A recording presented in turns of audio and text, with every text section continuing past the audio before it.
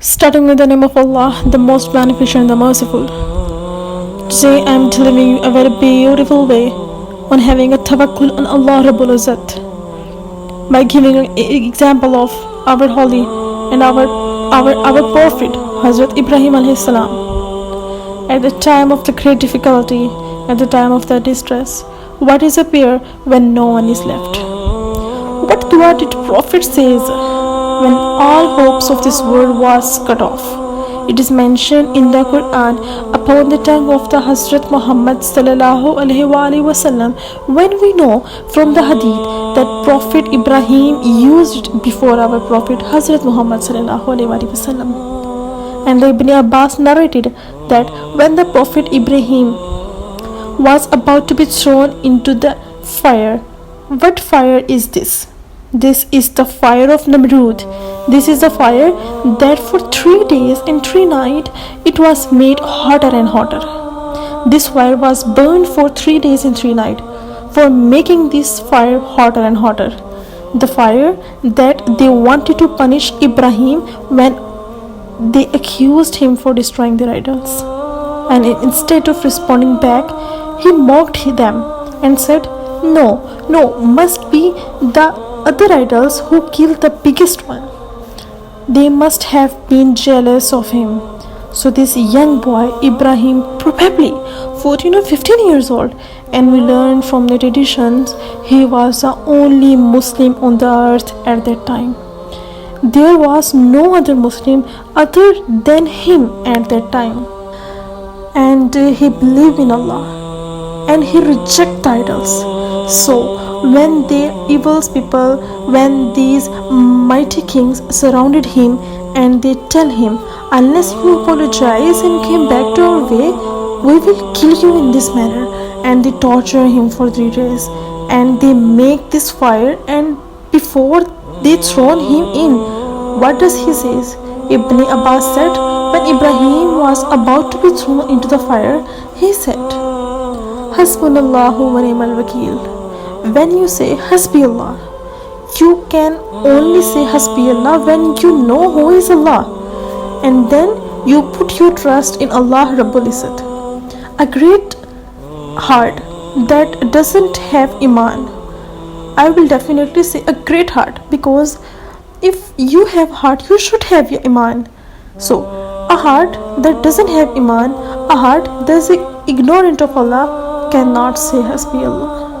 When you say Hasbi Allah, you are affirming the greatest power of Allah, the love of Allah, the Tawakul on Allah, the fact of Allah knows who you are, what you are doing, how much you need Him.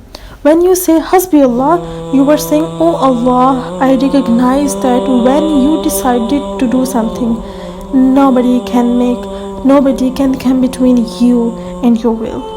There is no strength, there is no power other than you. When you say Hasbi Allah, you say, I don't care who is against me if Allah is on my side. That's all I need. So Hasbi Allah is something that is coming from heart. Yes, my dear brothers and sisters, when you say Hasbi Allah, you definitely have a trust, have a bond with you and between Allah. And this is affirming the power and the protection and the might of Allah Rabbul Izzat. When you say Hasbi Allah, you automatically imply who need nobody other than Allah Rabbul Izzat. And who has Allah doesn't need anybody else. Yes, exactly. If you have Allah, if you have Iman, if you have a Tawakul, you have everything. You have every desire you want.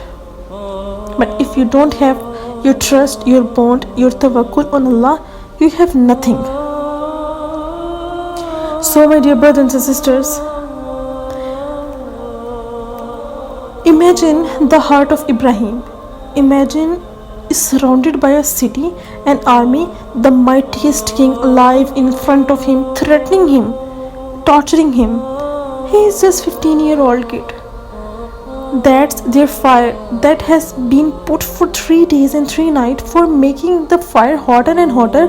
Not a single human being in this world His own father is on the side of the persecution. Just imagine. Not a single soul in the world to help him. Yet, what does he know? Allah will protect me. Hasbi Allah. Oh Allah, I turn toward you. Will you deal with this fire? Will you take care of this whole world that has gathered against me? I only need Allah. I don't need anyone else. So, what happened when Ibrahim thrown into the fire? My dear brothers and sisters, take for a moment and listen to me from here. The fire itself became a garden for him. A garden, a pleasant walk in the park. It became a beautiful, fragrant, green. Look, this is what happened when you put your trust on Allah.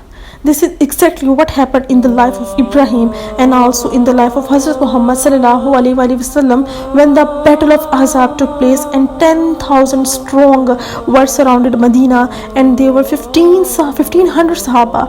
There is no way they could physically fight against what 10,000 strong peoples, and they cut off the supplies for 1 month. They cut off the supplies. How long can you last? The people were beginning to eat the leaf of the trees and they had nothing to eat. They were starving. What is gonna happen? They cannot fight. The crash outside with all of their allies, 10,000 strong. They cut off all of the food supplies all over the caravan.